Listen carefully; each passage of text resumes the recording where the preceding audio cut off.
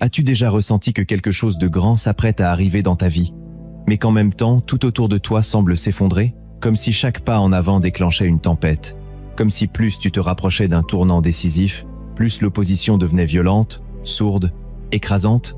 Écoute bien, ce n'est pas une coïncidence. Ce que tu vis, ce que tu ressens, ce que tu portes dans ton esprit en ce moment même, ce n'est pas le fruit du hasard. Il y a des signes dans ta vie, des signes envoyés par Dieu, des signes mystérieux, puissants, prophétiques. Ils ne viennent pas te détruire, mais t'annoncer une chose. Ta plus grande bénédiction approche. Le Seigneur n'envoie jamais une élévation sans une préparation. Et cette préparation, elle passe parfois par des chemins de feu, des traversées du désert, des pertes, des silences divins, des incompréhensions, mais aussi par des signes clairs, envoyés à ceux et celles qui ont l'oreille attentive et le cœur sensible. Tu n'écoutes pas cette vidéo par hasard. Non, si tu entends ma voix en ce moment, c'est que tu es sur le point de recevoir une visitation divine, une clé spirituelle, une compréhension qui va changer ta posture intérieure. Dieu ne laisse jamais son enfant entrer dans une saison de gloire sans lui avoir donné auparavant des indices, des marqueurs, des signaux prophétiques. Et ces signaux, il faut les discerner, les reconnaître et les comprendre pour pouvoir collaborer avec la volonté de Dieu dans ta vie. Parce que parfois, c'est dans les pleurs, dans les portes fermées, dans les éloignements soudains, dans les accusations injustes, dans les silences du ciel, que Dieu te parle le plus fort. Il faut un cœur qui discerne, un cœur qui perçoit dans l'invisible. Et c'est exactement ce que cette vidéo va t'enseigner. Si tu veux savoir si tu es à l'aube de ta plus grande bénédiction, si tu veux apprendre à reconnaître les 7 signes que Dieu t'envoie avant de t'élever, alors reste bien jusqu'à la fin.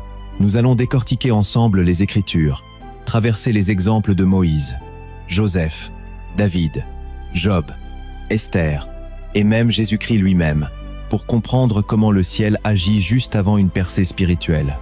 Et à la fin de cette vidéo, je prierai pour toi, une prière puissante, inspirée, pour que Dieu ouvre tes yeux spirituels, fortifie ta foi et prépare ton cœur à la visitation qu'il a préparée pour toi. Alors avant d'aller plus loin, si tu veux que ce message touche encore plus de cœurs, clique maintenant sur j'aime, abonne-toi à cette chaîne si ce n'est pas déjà fait et active la cloche pour ne rater aucun de ces messages prophétiques. Et surtout, écris en commentaire « Seigneur, rends-moi sensible à tes signes ». Oui, écris-le maintenant, et que cette phrase soit comme une prière déposée sur l'autel de ta foi. Car Dieu regarde les cœurs qui lui parlent. Il scrute les âmes qui s'ouvrent à sa voix. Tu n'es pas ici pour consommer une vidéo de plus. Tu es ici parce que le ciel veut te parler. Alors prépare-toi, mets-toi à l'écoute. Ce que tu vas entendre est bien plus qu'un message. C'est une révélation pour ta vie. Depuis la nuit des temps, Dieu n'a jamais agi sans révéler ses intentions à ses serviteurs les prophètes. Il est un Dieu d'ordre, un Dieu de plan, un Dieu de révélation. Il ne surprend pas ses enfants pour les perdre, mais il les prépare dans le secret pour les amener dans la lumière de leur destinée. L'Écriture dit dans le livre d'Amos chapitre 3, verset 7, « Car le Seigneur l'Éternel ne fait rien sans avoir révélé son secret à ses serviteurs les prophètes. » Cela veut dire que chaque mouvement divin est précédé d'une communication céleste, d'un avertissement, d'un signe. Dieu ne travaille pas dans la confusion. Il annonce ce qu'il va faire, mais souvent nous sommes trop préoccupés, trop blessés ou trop agités pour le percevoir. Et pourtant, ces signes sont là, présents, silencieux, mais puissants. Ils s'inscrivent dans notre quotidien comme des empreintes invisibles que seul un cœur attentif peut voir. Ce que tu vis aujourd'hui peut être l'un de ces signes. Ce combat soudain, cette trahison, ce silence de Dieu, cette sensation d'être perdu alors que tu pensais avoir tout compris, tout cela n'est peut-être pas un abandon, mais un message prophétique. Regarde les Écritures. Chaque élévation dans la Bible est précédée de signes. Noé reçoit l'instruction de construire une arche avant que la pluie ne vienne. Abraham est averti du jugement sur Sodome avant qu'il n'arrive. Moïse voit un buisson ardent, entend la voix de Dieu, reçoit un bâton transformé, une main rendue lépreuse et guérie, avant même de mettre un pied en Égypte. Élie prie pour la pluie, mais il faut d'abord qu'il voie un tout petit nuage de la taille d'une main montée à l'horizon. Et ce signe minuscule est le déclencheur d'une pluie abondante. Dieu donne toujours un indice, une trace, un repère. Le peuple d'Israël ne sort pas d'Égypte sans signe. Des plaies, des miracles, des paroles libérées par la bouche de Moïse. Même Jésus-Christ, notre Seigneur, annonce à l'avance sa mort, sa résurrection, l'envoi du Consolateur. Et le Saint-Esprit, lorsqu'il vient le jour de la Pentecôte, est précédé d'un son, venu du ciel, d'un vent impétueux, de langue de feu. Tout est signe, tout est orchestré. Dieu n'envoie pas la bénédiction sans une préparation. Et cette préparation est parfois déguisée. Elle prend les habits du désert, de l'injustice, de la solitude. Joseph en est l'exemple parfait. Dieu lui parle dans des rêves. Il voit les gerbes s'incliner, les étoiles lui rendre hommage. Et pourtant, ce signe va l'amener dans un trou, puis en esclavage, puis en prison. Mais rien n'était une erreur. Chaque étape était une confirmation de l'appel. Un processus nécessaire. La bénédiction était réelle, mais il fallait traverser l'invisible pour la voir s'accomplir. David aussi reçoit un signe. Il est oint par Samuel, au milieu de ses frères, rejeté par son père, ignoré des hommes. Mais Dieu l'a choisi. Pourtant, après l'onction, il retourne aux brebis, puis il fuit Saül, dort dans des grottes, vit comme un paria. Mais tout cela était le signe que le trône s'approchait. Dieu forge dans le feu. Il ne bénit pas ce qu'il n'a pas d'abord éprouvé. Même Jésus passe par 40 jours de jeûne, d'attaque de l'ennemi, avant de commencer son ministère. Il subit l'isolement, la faim, les tentations, mais c'est là que le Père confirme son identité. Celui-ci est mon Fils bien-aimé, en qui j'ai mis toute mon affection. Écoute-moi bien, si tu es dans une saison de confusion, de perte, de lutte intérieure, il se peut que ce soit un signe. Non pas que Dieu t'ait abandonné, mais qu'il t'élève. Le silence de Dieu n'est pas son absence. Job ne comprenait plus rien. Il cherchait Dieu dans le nord, dans le sud, dans l'est et l'ouest, et ne le trouvait pas. Mais il a dit, « Il connaît la voie que je suis. Quand il m'aura éprouvé, je sortirai pur comme l'or. » Dieu travaille dans le silence. Il forme le cœur dans l'invisible. Et quand il reste silencieux, c'est souvent parce qu'il te fait confiance. Parce qu'il sait que tu es en train de traverser la dernière ligne droite avant la percée. Ce que beaucoup ne comprennent pas, c'est que la bénédiction divine est spirituellement lourde. Elle attire la guerre spirituelle. Elle appelle une préparation. Et Dieu, dans sa grâce, commence à envoyer des signes pour nous dire « Tiens bon, ne lâche pas. Ce que tu vis est la preuve que je suis en train de bouger dans ta vie. » Le problème, c'est que dans notre monde moderne, on a transformé les signes en superstitions. Certains veulent des éclairs dans le ciel, des voix audibles, des confirmations instantanées. Mais Dieu parle encore aujourd'hui, par sa parole, par son esprit, par la paix intérieure, par les rêves, par les situations de notre quotidien. Le Saint-Esprit est là pour nous avertir, pour nous guider. Jésus a dit que l'Esprit nous conduirait dans toute la vérité, qu'il nous rappellerait ses paroles et qu'il nous annoncerait les choses à venir. Si tu es connecté à Dieu, tu n'es pas surpris par les saisons. Tu perçois le changement dans l'atmosphère. Tu sens quand quelque chose se prépare. Tu discernes que ce n'est pas une attaque ordinaire, que ce n'est pas un silence ordinaire. C'est une préparation céleste, un repositionnement spirituel. Tu es sur le point de changer de dimension, et le ciel te parle. Mais, es-tu à l'écoute? As-tu le cœur sensible? As-tu l'esprit attentif? Parce que Dieu ne forcera pas ton attention. Il chuchote parfois pour que seuls ceux qui cherchent réellement entendent. Il cache les signes aux orgueilleux, mais les révèle aux humbles. Les pharisiens demandaient des signes. Et Jésus leur a dit, « Une génération méchante et adultère demande un miracle. Il ne lui sera donné d'autre miracle que celui du prophète Jonas. » Parce qu'il demandait pour manipuler, pas pour se soumettre. Toi, Dieu veut t'éclairer. Il veut t'ouvrir les yeux. Il veut que tu reconnaisses les signes qu'il place sur ton chemin, même dans la souffrance, même dans l'incompréhension, même dans la perte. Parce que ce qui te fait pleurer aujourd'hui pourrait bien être l'indice de la gloire qui vient. Ce que tu perds maintenant peut être ce que Dieu doit t'enlever pour t'emmener là où il veut. Retiens ceci. Dieu ne t'élèvera jamais sans t'avertir. Mais ces avertissements sont parfois codés, subtils, cachés dans les circonstances les plus banales. Et si tu ne regardes pas avec les yeux de l'esprit, tu risques de passer à côté de ce que Dieu essaye de te dire. Ce message est là pour allumer une lumière dans ton cœur, pour te réveiller, pour te faire comprendre que la tempête actuelle n'est peut être pas un jugement, mais une transition. Que ce que tu vis est peut être le plus grand signe que la bénédiction est proche. Que ton âme soit éveillée, que ton esprit s'ouvre, car les 7 signes dont nous allons parler dans la prochaine section ne sont pas seulement des observations générales. Ce sont des réalités bibliques, profondes, puissantes. Elles ont marqué la vie de tous ceux que Dieu a appelés. Et si tu reconnais ces signes dans ta vie, alors sache-le, tu es à la veille de ta percée.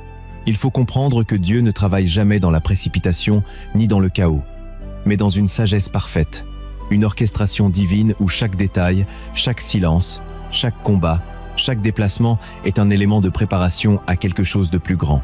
Quand Dieu prépare une bénédiction, il commence par former le cœur qui va la recevoir. Car une bénédiction mal comprise peut devenir une malédiction. Un don reçu sans maturité devient un fardeau. Une élévation mal discernée peut écraser celui qui n'a pas appris l'humilité dans la vallée. C'est pour cela que Dieu utilise les saisons de tension comme des signes prophétiques, non pas pour effrayer l'âme fidèle, mais pour l'équiper, la réveiller, lui faire comprendre que la porte est proche, que le combat est un accouchement, et que la douleur annonce une naissance. Regarde la vie de Job, ce juste irréprochable, qui s'est retrouvé au cœur de l'épreuve la plus brutale. Il a tout perdu en un temps record, ses biens, ses enfants, sa santé, sa réputation, et pourtant, même dans le silence divin, même quand ses amis le jugeaient, même quand sa femme lui disait de maudire Dieu, il a tenu bon. Et qu'a-t-il reçu à la fin? Une bénédiction doublée, une restauration divine. Ce que Job ignorait, c'est qu'il vivait un signe. Ce n'était pas un rejet de Dieu, mais un combat céleste dans lequel Dieu prouvait au monde invisible la fidélité de son serviteur. Ce que tu vis parfois n'a rien à voir avec ce que tu as fait, mais avec ce que tu es en train de devenir. Et Dieu utilise cette saison pour te montrer à toi-même ce qui est en toi. Il te révèle ta propre foi. Il te montre que tu peux continuer à l'aimer, même sans récompense immédiate. Il te montre que ton cœur est attaché à lui, non à ses bénédictions. Et c'est précisément cette posture qui déclenche la bénédiction. Parce que Dieu donne à ceux qui le cherchent lui, pas seulement à ceux qui veulent recevoir des choses de lui. C'est cette foi nue, cette foi pure, cette foi qui dit comme Habakkuk, même si le figuier ne fleurit pas, même si le produit de l'olivier manque, même s'il n'y a pas de brebis dans les étables, je me réjouirai en l'Éternel. C'est cette foi-là qui attire le ciel. Et quand Dieu voit cette foi, il répond. Il envoie des signes. Mais ces signes ne sont pas toujours glorieux. Parfois ce sont des pertes, parfois ce sont des éloignements, parfois ce sont des portes qui se ferment. Mais si tu regardes bien, chaque fermeture est une orientation. Chaque perte est un recentrage. Chaque éloignement est une protection. Dieu t'enlève ce qui va t'empoisonner demain. Il ferme les portes qui vont te détourner de ta mission. Il retire les voies qui vont semer la confusion dans ton âme. Tout cela, ce sont des signes. Mais si tu ne comprends pas le langage de Dieu, tu risques de le combattre au lieu de lui faire confiance. Le peuple d'Israël a vu des signes, mais il ne les a pas compris. Ils ont vu les plaies d'Égypte. Ils ont vu la mer s'ouvrir, la manne tomber du ciel, l'eau jaillir du rocher, la nuée les guider le jour, la colonne de feu la nuit. Et pourtant ils ont douté, ils ont murmuré. Ils ont demandé des signes supplémentaires, oubliant que les signes ne servent à rien quand le cœur n'est pas obéissant. C'est pour cela que Jésus dira, une génération perverse demande des signes, parce que ce n'est pas le signe qui change un cœur, c'est la foi. Le signe confirme. Il n'instruit pas. Il accompagne la foi. Il ne la remplace pas. Et c'est pourquoi Dieu ne donne pas les signes à ceux qui veulent contrôler, mais à ceux qui veulent se soumettre. Tu dois entrer dans cette posture. Seigneur, je ne veux pas comprendre pour maîtriser. Je veux comprendre pour obéir. Je ne cherche pas à tout savoir. Je cherche à te suivre. Et dans cette attitude, Dieu commence à ouvrir les yeux de ton esprit. Tu commences à voir sa main dans les détails. Tu commences à comprendre pourquoi certaines personnes sont sorties de ta vie. Tu saisis pourquoi certaines prières n'ont pas été exaucées tout de suite. Tu comprends que les détours font partie de l'itinéraire, que l'épreuve est un signe que tu es sur le bon chemin. Oui, tu m'as bien entendu. Parfois, l'épreuve est la preuve que tu es aligné avec la volonté de Dieu. Car l'ennemi ne combat pas ce qui est mort. Il attaque ce qui est porteur de promesses. Il cible ceux qui ont un mandat, une onction, une destinée. Et Dieu le permet pour t'endurcir, te fortifier, t'affiner. Comme l'or passe par le feu, ton âme passe par les saisons de pression. Et au milieu de cette pression, Dieu envoie des signes, des rêves récurrents, une parole biblique qui revient sans cesse, une paix intérieure inexpliquée malgré les tempêtes, une séparation soudaine qui te libère, sans que tu comprennes pourquoi, une sensibilité nouvelle à sa présence. Ce sont là des signes. Et ces signes précèdent la bénédiction. Regarde Esther. Avant d'être couronnée, elle a dû passer par 12 mois de purification. Elle a dû cacher son identité, vivre en retrait, être sélectionnée dans un système païen, être confrontée au risque de mort. Mais tout cela, c'était Dieu qui la positionnait. Et quand le moment est venu, elle a été prête. Ce que tu vis maintenant peut être ta saison de préparation, ton moment caché, ton processus invisible, Et chaque douleur, chaque silence, chaque combat est un panneau indicateur sur la route de ta percée. Mais il faut que tu les discernes. Il faut que tu les accueilles. Il faut que tu changes de posture intérieure, que tu passes de la plainte à l'écoute, de la peur à l'attente, du doute à la foi. Car Dieu est en train de parler. Il murmure à ton cœur, « Tiens bon, je t'élève, je prépare quelque chose, je suis là. Même si tu ne me vois pas, je suis en mouvement. » Et dans la prochaine partie de cette vidéo, je vais te révéler ces 7 signes précis, ces 7 signes prophétiques qui, lorsqu'ils apparaissent dans ta vie, sont la preuve que Dieu est en train de te faire entrer dans une nouvelle saison. Prépare ton cœur. Reste jusqu'au bout, car ce que tu vas entendre peut changer ta façon de voir ton présent et transformer ta manière de marcher vers ton futur. Avant que Dieu ne révèle les 7 signes spécifiques qu'il place sur le chemin de ses enfants, il établit d'abord un fondement.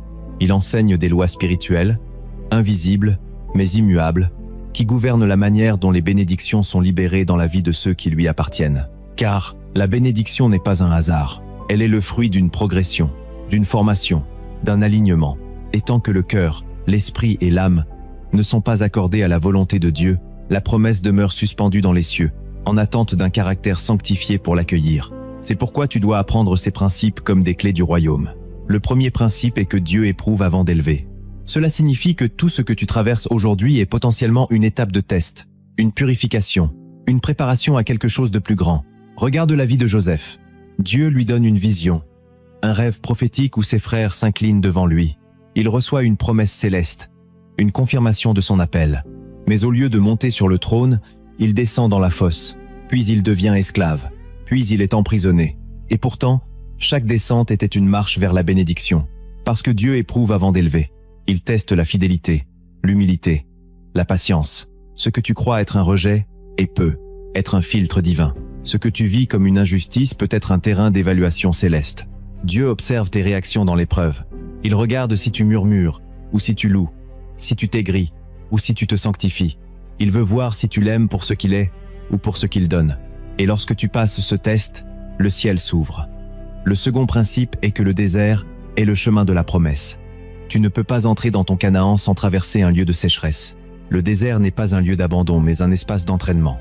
Dieu a fait sortir Israël d'Égypte en un jour, mais il a mis 40 ans pour faire sortir l'Égypte du cœur d'Israël. Ce n'est pas parce que tu es dans un désert que Dieu t'a oublié. Au contraire, c'est souvent le signe que la promesse approche. Jésus, avant de commencer son ministère, passe 40 jours dans le désert.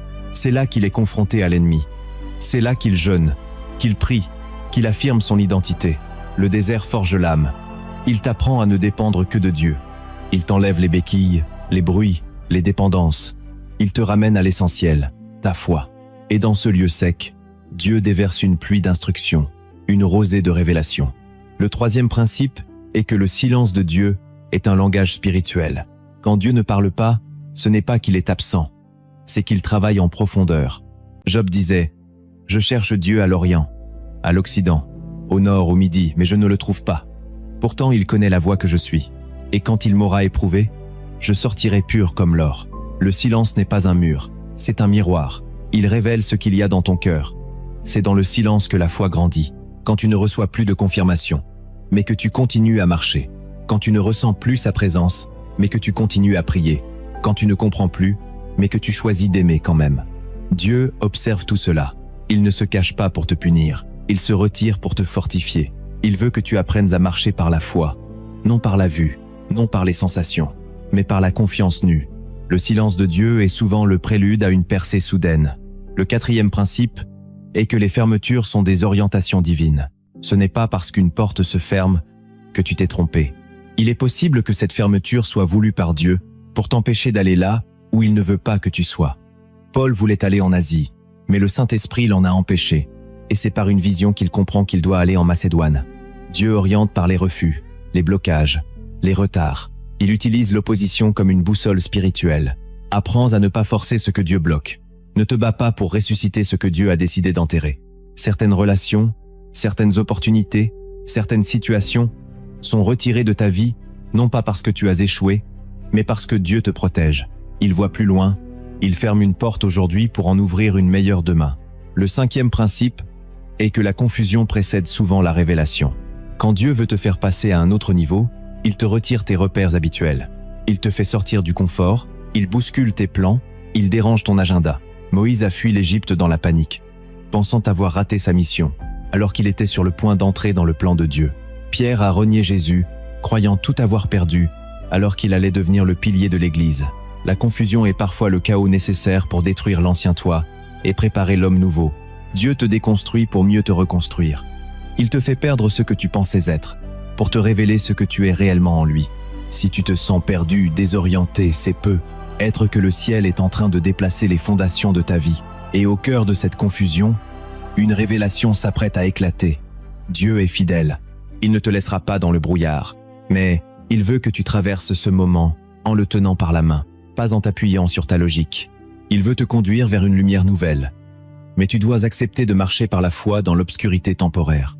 Car, au bout du brouillard, il y a la gloire. Le 6e principe est que l'humiliation précède toujours l'élévation, car Dieu ne partage pas sa gloire avec l'orgueil, et il n'élèvera jamais un cœur qui s'élève lui-même.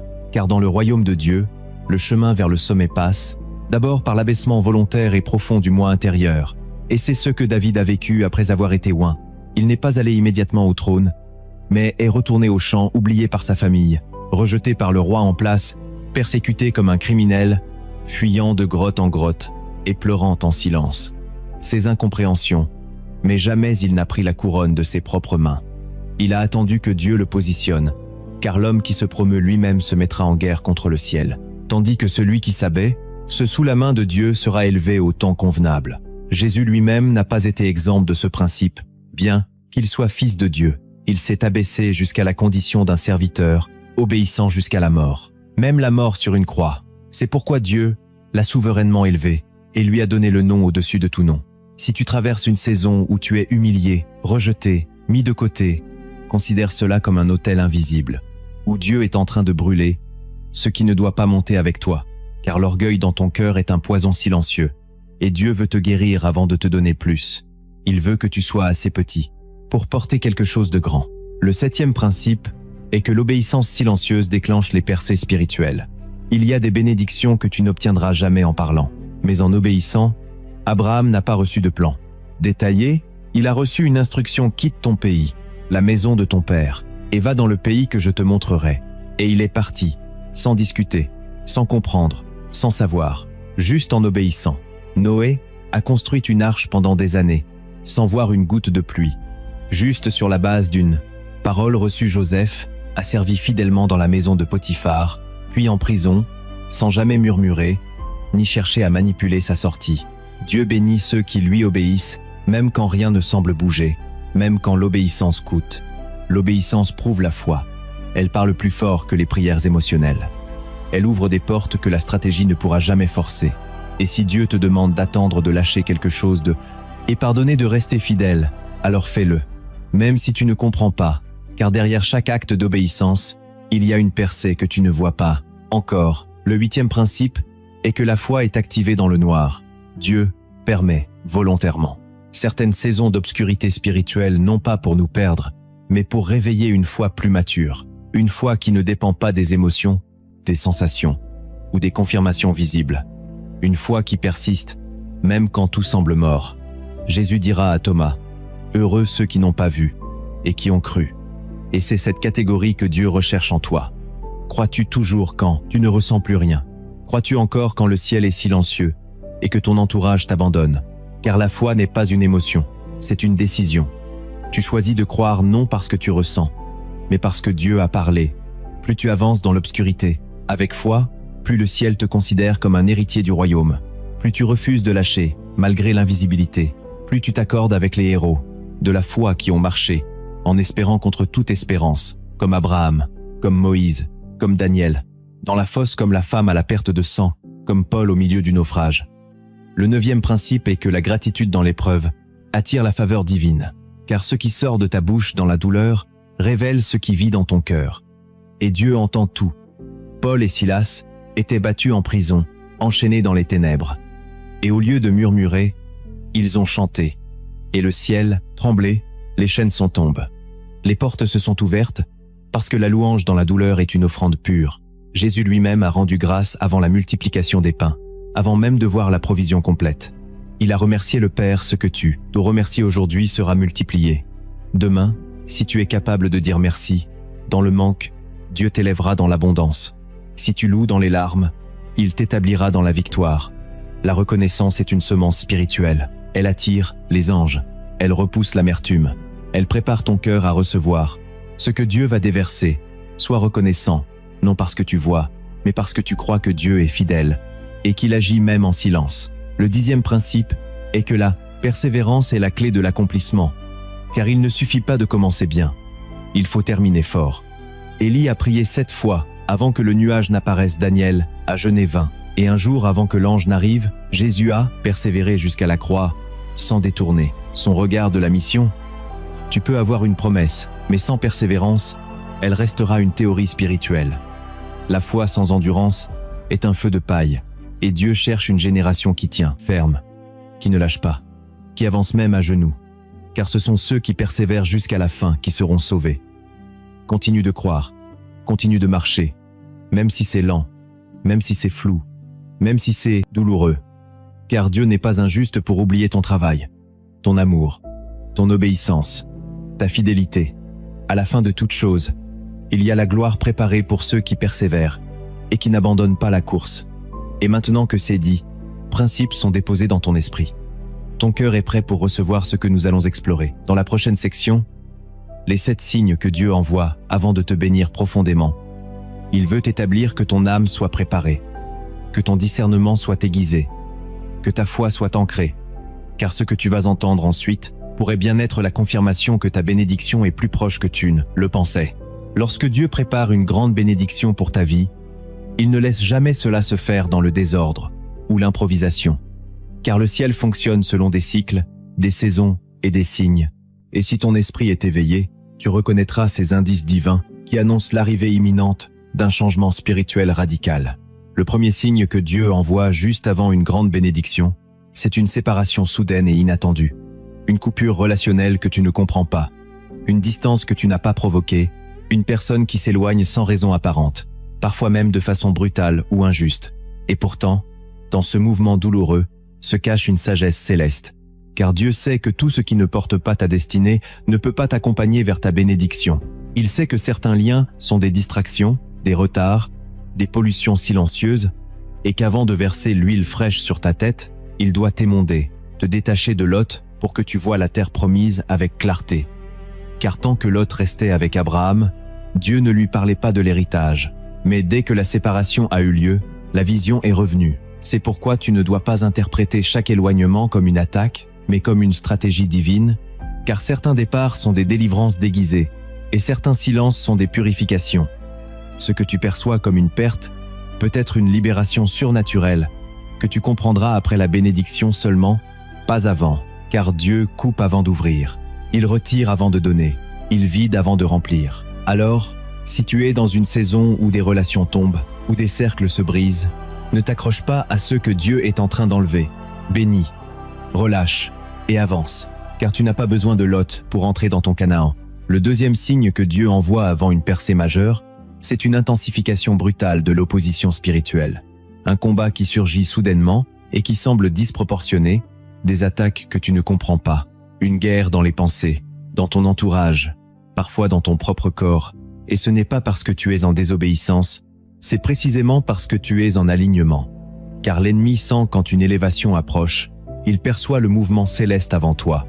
Il sent la promotion divine, alors il déclenche des vagues d'oppression pour te faire reculer, pour te fatiguer, pour te pousser à abandonner à quelques mètres de la promesse. Mais ce que tu dois comprendre, c'est que cette intensification du combat est un signe spirituel que le ciel bouge, que le royaume de Dieu s'approche, que tu es sur le point de basculer dans une nouvelle dimension, et c'est pourquoi il te faut résister, tenir bon, persévérer, car si tu fléchis maintenant, tu risques de rater ce que tu as attendu toute ta vie. Souviens-toi de Job, c'est juste avant sa restauration que la tempête a atteint son sommet. Et regarde Jésus, c'est juste avant la croix que l'agonie du jardin de Gethsémané a failli l'écraser, car l'adversaire attaque toujours avant la manifestation de la gloire. Alors si ton combat s'intensifie, réjouis-toi en esprit, car cela veut dire que la percée est proche, très proche. Le troisième signe que Dieu envoie, c'est un vide intérieur profond et inexplicable, une sensation de sécheresse spirituelle, un silence pesant de la part de Dieu, une perte de goût, ce qui te nourrissait autrefois, et tu te demandes ce qui ne va pas. Tu cherches la faute, mais en réalité, Dieu t'a mis dans un cocon spirituel. Il te retire les béquilles émotionnelles, il coupe les voix extérieures, il éteint les lumières humaines, pour que tu apprennes à reconnaître sa voix dans le silence. Car la maturité spirituelle naît dans le désert, pas dans l'euphorie. Et ce vide que tu ressens, ce creux dans ton âme, n'est pas un abandon, mais une invitation. Dieu veut te faire descendre plus profond en lui. Il veut élargir ta capacité intérieure. Il veut te préparer à recevoir plus. Mais pour cela, il doit d'abord te vider, te briser, t'épurer. Et si tu acceptes ce vide comme un appel à l'intimité, alors tu vas découvrir une profondeur avec Dieu que tu n'as jamais connue auparavant. Car ceux qui l'ont cherché dans les ténèbres le connaissent dans la lumière avec puissance. Souviens-toi de David qui disait dans les psaumes « Mon âme a soif de toi, mon cœur soupire après le Dieu vivant. C'est cette soif-là qui attire la pluie du ciel. Alors ne fuis pas le vide, habite-le, et laisse le Saint-Esprit y creuser un puits. » Le quatrième signe que Dieu t'envoie avant une bénédiction majeure, c'est un repositionnement soudain, parfois incompréhensible. Un déplacement physique, professionnel, relationnel ou spirituel, une transition imposée qui bouleverse ton rythme, ta sécurité, tes habitudes, et tu te retrouves dans un endroit nouveau, inconfortable, peut être même déroutant, mais c'est précisément là que Dieu va te visiter. Il ferme une saison stérile pour te faire entrer dans une saison stratégique. Regarde Philippe dans les Actes des Apôtres, il était en pleine évangélisation à Samarie quand l'Esprit lui dit de se lever et d'aller dans un désert. Il obéit, sans comprendre. Et c'est là qu'il rencontre l'eunuque éthiopien qui va porter l'évangile en Afrique. Dieu savait ce qu'il faisait, mais Philippe devait accepter d'être déplacé. Regarde aussi Joseph, vendu, déplacé, trahi, déplacé encore, puis positionné exactement au centre du plan divin, car chaque lieu d'humiliation préparait l'emplacement de sa gloire. Dieu est un stratège. Il place ses enfants là où il veut agir. Même si cela ressemble à une perte de contrôle, c'est souvent une prise en main divine. Alors, si tu es déplacé, ne résiste pas, ne murmure pas, interroge-toi plutôt. Seigneur, que veux-tu faire à travers ce mouvement? Où veux-tu me positionner? Car le lieu où tu te trouves aujourd'hui pourrait bien être l'endroit que Dieu a choisi pour y verser sa bénédiction. Le cinquième signe que Dieu t'envoie juste avant une bénédiction, c'est une parole prophétique inhabituelle et confirmée. Un message spirituel qui te frappe avec une intensité différente, une phrase dans une prédication qui résonne profondément. Un rêve qui se répète, un verset qui revient encore et encore, une pensée intérieure persistante que tu ne peux pas ignorer, et cette parole te poursuit, te traverse, t'éclaire, elle porte un poids, une onction, une vibration céleste qui bouleverse ton atmosphère intérieure. Et ce n'est pas le fruit de ton imagination, c'est l'Esprit de Dieu qui utilise des canaux divers pour te confirmer que tu entres dans une nouvelle saison. Parfois, il utilise un étranger, parfois un pasteur, parfois une vidéo ou une simple lecture biblique. Mais ce message se répète avec des mots différents et un même feu intérieur. Et tu sais que ce n'est pas un hasard, car Dieu parle à ses enfants, et quand il s'apprête à faire quelque chose de grand, il envoie sa parole comme une semence dans le cœur de celui ou celle qui va porter la promesse. Souviens-toi de Samuel, qui entend la voix de Dieu alors qu'il ne savait même pas encore discerner. Dieu l'appelle plusieurs fois, et c'est la répétition qui confirme l'importance du message. Souviens-toi aussi de Pierre, qui voit une vision 3 fois, car Dieu voulait confirmer son appel à aller vers les païens. Les choses spirituelles sont confirmées par la répétition dans la paix, et si tu entends une parole qui vient comme une lumière, qui s'accompagne de paix, de crainte respectueuse et de clarté, alors ne doute pas. Écris-la, médite-la, prie-la, car c'est peut être le signal que le ciel est en train de te faire entrer dans ta saison promise. Le sixième signe que Dieu t'envoie avant une bénédiction, c'est un besoin soudain et profond de sanctification. Une conviction intérieure inhabituelle, une soif de pureté, un dégoût pour certaines habitudes, un appel intérieur à se séparer, à renoncer à certains comportements, à couper certaines influences, à se mettre à part. Et cela ne vient pas d'un effort religieux ou moral, mais d'une pression douce mais insistant, et du Saint-Esprit. Tu ne sais pas pourquoi, mais tu ressens le besoin de te nettoyer, de jeûner, de te repentir, de prier plus longtemps, de t'éloigner de certaines distractions. C'est parce que Dieu s'apprête à se révéler à toi d'une manière nouvelle. car il ne confie pas ses perles au cœur partagé. Et avant de t'élever, il t'appelle à te sanctifier, comme il l'a dit dans Josué chapitre 3 verset 5. Sanctifiez-vous, car demain, l'Éternel fera des choses merveilleuses au milieu de vous. C'est toujours ainsi que Dieu agit, il purifie avant de glorifier, il coupe avant de construire, il purifie le vase avant d'y verser une huile nouvelle. Alors si tu ressens en ce moment le besoin de revenir à une vie plus sainte, plus simple, plus centrée sur lui, ne néglige pas cette impulsion, car c'est l'Esprit qui te prépare à la bénédiction. Et ce que tu abandonnes aujourd'hui te libérera demain. Ce que tu purifies en toi aujourd'hui deviendra le canal par lequel Dieu t'utilisera demain. N'attends pas que le feu tombe pour te sanctifier, car le feu ne descend que sur l'autel qui a été mis en ordre, et le 7e signe que Dieu envoie avant une bénédiction puissante, c'est une accélération soudaine et inexpliquée des circonstances. Tout d'un coup, les choses s'ouvrent, les portes se débloquent, les connexions arrivent, les prières trouvent leur réponse, les projets bloqués se réactivent, et tu sens que quelque chose bouge autour de toi, sans que tu aies forcé quoi que ce soit. C'est Dieu qui met sa main sur le chronomètre de ta vie. Il active les temps, il presse l'accomplissement, il accélère le processus, car ceux qui étaient semés depuis des années entrent dans sa saison de moisson. Et tu n'as pas besoin d'être parfait pour le recevoir. Tu as juste besoin d'être positionné, alerte, connecté à son timing. Souviens-toi d'Amos chapitre 9 verset 13. « Voici les jours viennent, dit l'Éternel, où le laboureur suivra de près le moissonneur, où les montagnes distilleront du jus. » Ce verset parle d'une saison où les récoltes arrivent si vite qu'elles dépassent les semailles. Et c'est ce que Dieu fait parfois dans la vie de ses enfants. Une accélération divine, surnaturelle, une grâce inhabituelle. Et si tu sens que les choses s'alignent, que le vent tourne en ta faveur, que les ressources, les personnes, les réponses se multiplient, ne sois pas surpris. Loue Dieu, sanctifie-toi, et marche dans cette accélération avec obéissance et sagesse. Car la bénédiction n'est pas seulement un cadeau, elle est aussi une responsabilité, et tu dois y entrer avec un cœur préparé. Et maintenant que tu connais ces 7 signes puissants, prophétiques et bibliques, je te dis ceci. Si tu en reconnais un seul dans ta vie, même un seul, alors sache que tu n'es pas loin d'un basculement, que le ciel t'observe, que Dieu est en train de te conduire vers ta bénédiction. Mais il attend ta réponse, ton positionnement, ta foi. Car ces signes sont des appels, pas des promesses automatiques. Ils sont comme des trompettes qui annoncent l'arrivée d'un roi. Et ce roi, c'est Jésus, qui veut établir quelque chose de nouveau en toi. Alors ne tarde pas, ne doute pas, ne résiste pas. Ouvre ton cœur, prépare ton autel et dis à Dieu, « Seigneur, me voici, sanctifie-moi, instruis-moi, élève-moi pour ta gloire. » Et si ce message a résonné en toi, écris en commentaire, « Seigneur, ouvre mes yeux spirituels. » Puis partage cette vidéo à quelqu'un qui traverse une saison étrange.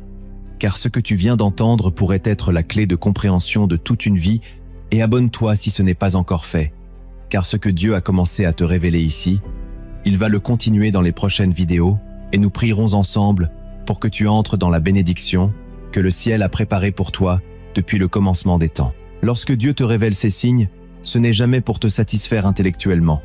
C'est pour t'amener à bouger, à réagir, à changer de posture. Car dans le royaume de Dieu, la révélation appelle toujours une action. Ce que tu fais avec ce que Dieu te montre détermine ce que tu recevras ensuite. Car une bénédiction non préparée peut être un piège, une porte mal abordée peut devenir un désert. C'est pourquoi l'Esprit de Dieu t'invite maintenant à entrer dans une dimension d'application, de positionnement, de transformation. Car les signes ne suffisent pas. Si tu ne t'alignes pas avec ce qu'ils appellent, tu dois maintenant apprendre à aligner ta vie avec les mouvements de Dieu, car ton obéissance aujourd'hui déterminera la saison que tu vivras demain. La première chose que tu dois faire, c'est apprendre à écouter Dieu dans les saisons étranges. Quand tout semble flou, incertain, quand tu ne reconnais plus rien autour de toi, c'est là qu'il faut aiguiser ton oreille spirituelle. Samuel a entendu la voix de Dieu la nuit, sans expérience, sans modèle. Mais parce qu'il a répondu, il est devenu un prophète établi. Tu dois cultiver le silence, éteindre les bruits, entrer dans une écoute volontaire, passer du temps sans rien dire, juste pour que ton esprit capte le murmure de Dieu. Ensuite, il faut nettoyer ton autel intérieur. Tu ne peux pas recevoir une bénédiction de feu sur un autel rempli de cendres. Tu dois faire le ménage dans ton cœur, dans tes habitudes, dans tes pensées, dans ton entourage, abandonner le compromis, fermer les portes à l'ennemi, pardonner ceux qui haine blessé, supprimer ce qui t'éloigne de Dieu et restaurer une atmosphère pure, car le Saint-Esprit est sensible, il ne se manifeste pas dans la confusion, mais dans la sainteté, puis tu dois renoncer à la logique humaine pour entrer dans la foi surnaturelle, car Dieu ne fonctionne pas selon les règles de ce monde. Il ne t'expliquera pas toujours, il te dira seulement avance, comme il l'a fait avec Abraham, comme il l'a fait avec Moïse, comme il l'a fait avec Pierre, qui a dû sortir de la barque sans savoir s'il allait couler, et c'est là que commence la foi véritable, celle qui ne dépend pas de ce que tu vois, mais de ce que tu crois. Ensuite, tu dois avoir le courage de te séparer de ce qui bloque ta promesse, même si ça fait mal, même si ça semble injuste. Certaines personnes ne peuvent pas entrer dans la prochaine saison de ta vie. Dieu les retire pour te faire respirer. Il les coupe pour que tu pousses droit. Et si tu refuses la séparation, tu refuses la sanctification. Car toute élévation commence par une séparation. Et toute bénédiction durable repose sur un cœur sanctifié. Puis, tu dois revenir à une vie d'autel, une vie où la prière redevient le centre, où la présence de Dieu est plus précieuse que le reste, où tu bloques du temps pour adorer, pour méditer la parole, pour jeûner, pour chercher Dieu, pas seulement quand tu en as besoin, mais parce que tu veux le connaître. Car ce que Dieu s'apprête à te confier nécessite une communion constante.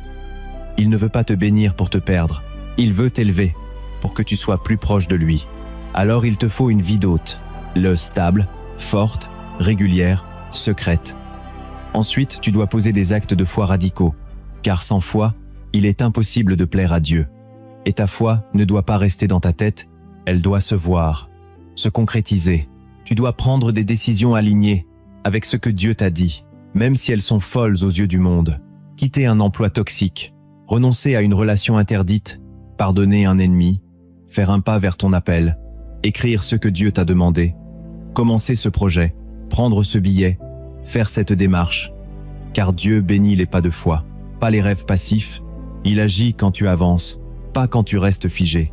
Puis tu dois commencer à marcher comme si la bénédiction était déjà là. Tu dois te comporter comme quelqu'un qui est prêt, préparer ton cœur, ta maison, ton emploi du temps, ton esprit, nettoyer ton environnement, ranger tes affaires, organiser ton futur, parler avec foi, marcher avec assurance, comme Noé qui a construit une arche sans voir la pluie, car ta préparation est un acte prophétique qui appelle la manifestation. Ensuite, tu dois commencer à témoigner en avance, à dire ce que Dieu t'a promis, à l'annoncer par la foi. Non pour te vanter, mais pour t'aligner avec le ciel.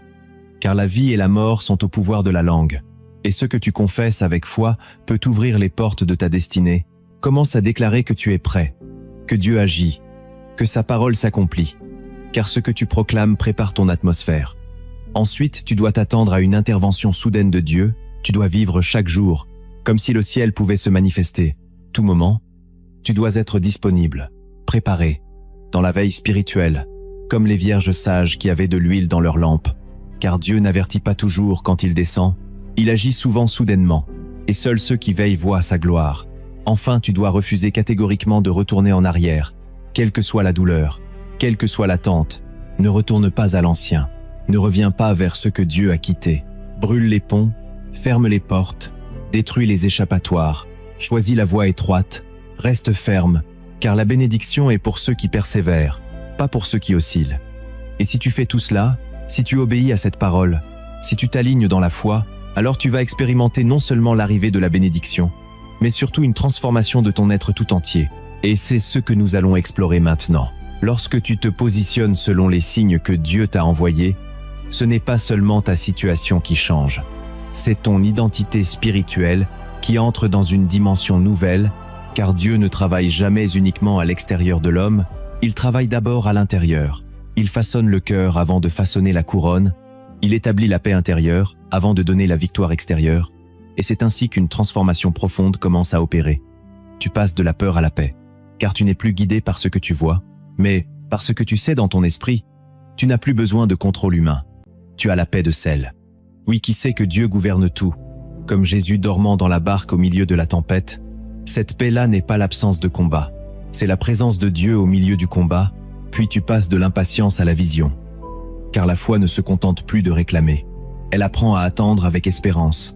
Elle voit déjà ce que l'œil ne voit pas encore, Elle célèbre ce que l'âme ne sent pas encore. Comme Abraham qui se voyait déjà père alors qu'il n'avait pas encore de fils, Dieu transforme ton regard. Il t'apprend à voir comme lui voit. Tu deviens sensible à la voix de l'esprit. Tu ne te contentes plus d'émotions spirituelles ou de traditions religieuses. Tu ressens sa direction. Tu reconnais ses murmures. Tu sais quand il dit non. Tu perçois quand il dit maintenant. Et chaque jour devient une aventure conduite par sa main. Tu marches avec assurance et autorité. Tu n'es plus dominé par le doute, la peur, les blessures du passé. Tu sais qui tu es. Tu sais qui te parle. Tu sais où tu vas. Et même si tout n'est pas encore accompli, tu avances comme un fils, comme une fille, porteur de promesses, héritier du royaume, et tu accèdes à un nouveau cycle spirituel. Tu entres dans une saison où les fruits commencent à paraître, où les choses se mettent en place avec fluidité, où les portes s'ouvrent sans forcer, où la présence de Dieu devient ta vraie richesse. Et tu comprends que ce que tu vis n'est pas une fin, mais un commencement. Et pour t'aider à saisir cela profondément, écoute cette histoire inspirée par les cieux. Il était une fois un jeune homme simple, discret. Il priait, il jeûnait, il servait. Et un jour, Dieu lui parla en rêve.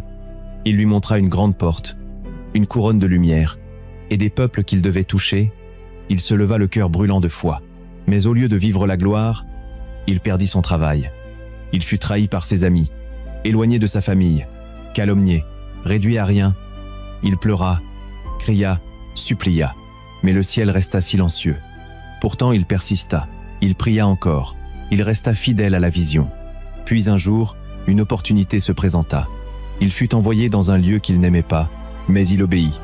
Et là, il rencontra une personne clé, qui l'introduisit à un cercle divinement préparé, et tout s'accéléra.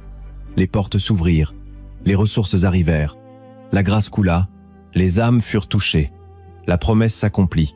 Et Dieu lui dit, « Ce que tu as vécu n'était pas une punition, c'était la salle d'accouchement de ton appel. » Et le jeune homme tomba à genoux et pleura, car il comprit que les 7 signes qu'il avait vécus n'étaient pas des malédictions, mais des préparations. Aujourd'hui je te dis, tu es peu être ce jeune homme, tu es peu être cette femme en attente, ce père fatigué, cette sœur épuisée. Mais Dieu te voit, et il agit. Et si tu te positionnes, si tu réponds, si tu marches avec foi, alors ce que tu attends depuis si longtemps va se manifester, pas parce que tu l'as mérité, mais parce que tu t'es aligné. Alors aujourd'hui, nettoie ton autel, recommence à prier, obéis au murmure de Dieu, déclare sa fidélité, ferme les portes de ton passé, ouvre ton cœur à son esprit, avance avec foi même sans voir, et prépare-toi, car la bénédiction de Dieu n'arrive jamais au hasard. Elle descend là où un cœur est prêt à la recevoir. Si tu crois que ce message t'était destiné, alors écris en commentaire « Seigneur, je me positionne pour ta bénédiction ». Puis partage cette vidéo à une personne qui vit une saison de confusion. Abonne-toi pour rester connecté à cette source. Et surtout, garde ton cœur éveillé, car Dieu ne t'a pas oublié, il t'a simplement préparé. Et le temps de sa visitation est proche, très proche.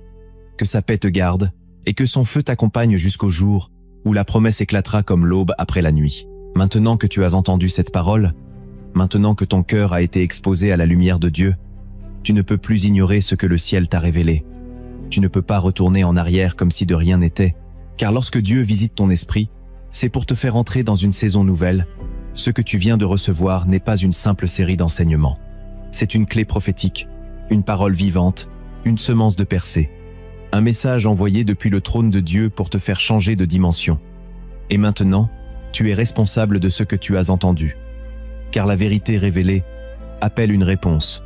Elle t'appelle à bouger, à te repositionner, à prendre une décision, à ouvrir ton cœur comme jamais auparavant, à dire « Seigneur, je t'ai entendu, je ne veux plus vivre comme avant, je veux marcher dans tes signes, dans ta volonté, dans ton plan, car je sais que tu es en train de m'appeler, de me montrer les indices de ma destinée, alors je te demande de graver cette parole dans mon âme pour qu'elle ne me quitte plus jamais.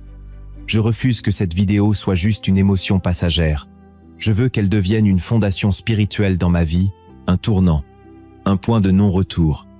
Et pour cela, je veux revenir sur tout ce que tu m'as montré. Seigneur, tu m'as montré que lorsque tu t'apprêtes à bénir un enfant, tu envoies toujours des signes, tu retires des relations inutiles pour purifier le chemin. Tu permets des combats intenses pour tester l'endurance et la foi. Tu fais naître un vide profond pour attirer notre âme dans ton intimité.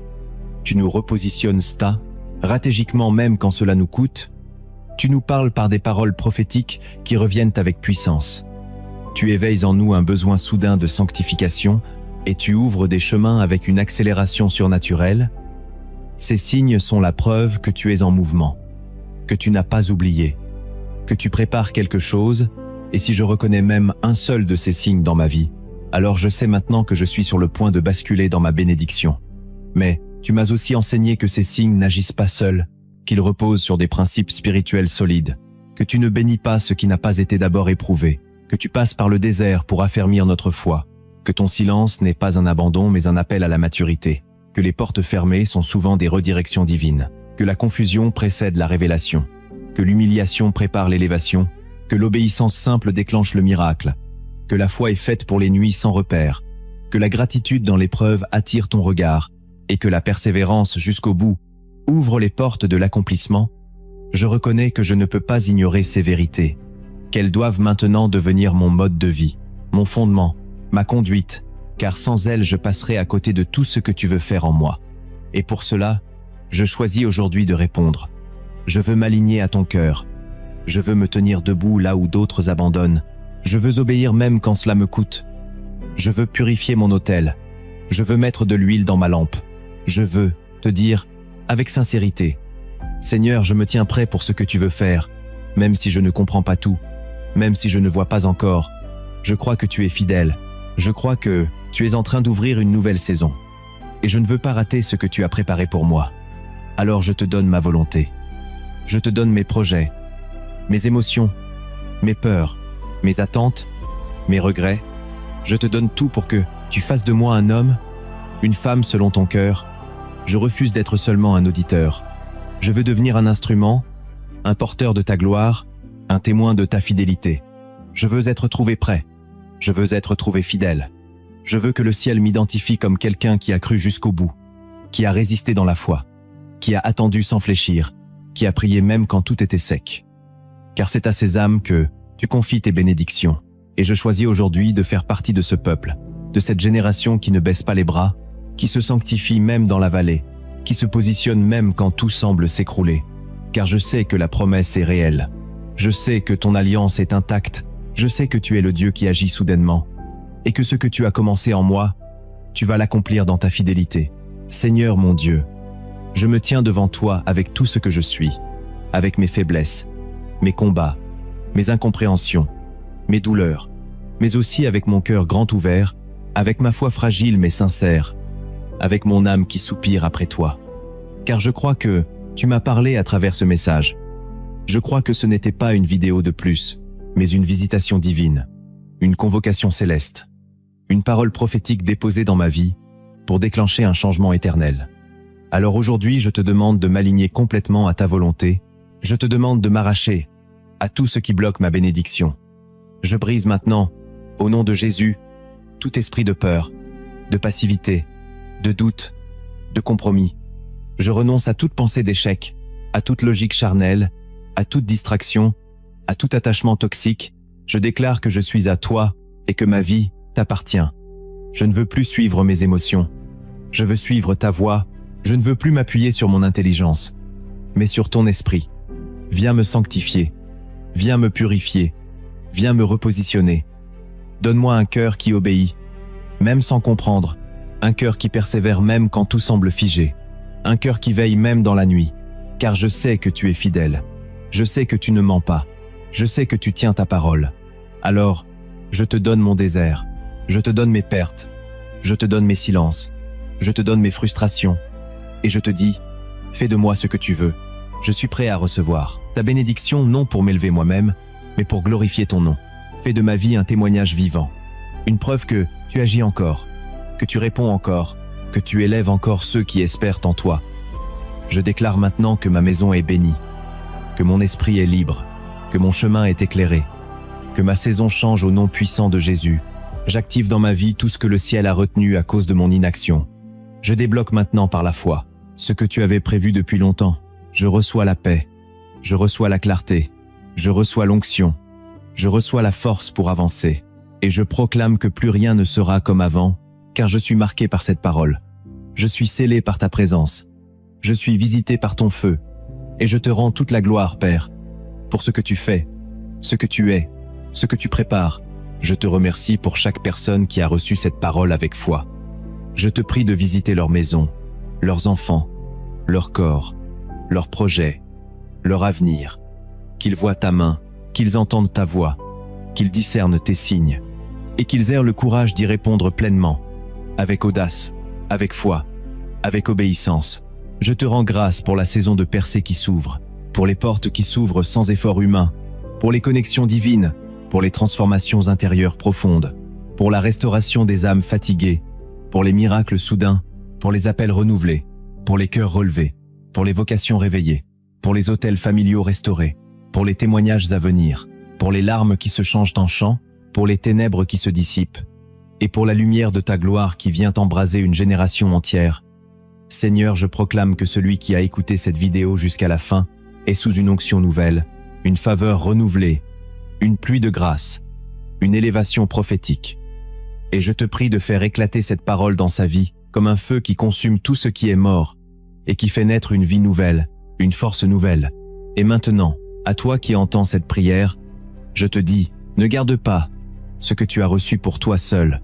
Partage cette vidéo avec une personne qui traverse une saison de trouble, une personne qui a besoin d'entendre que Dieu agit encore, que Dieu parle encore, que Dieu prépare encore des bénédictions.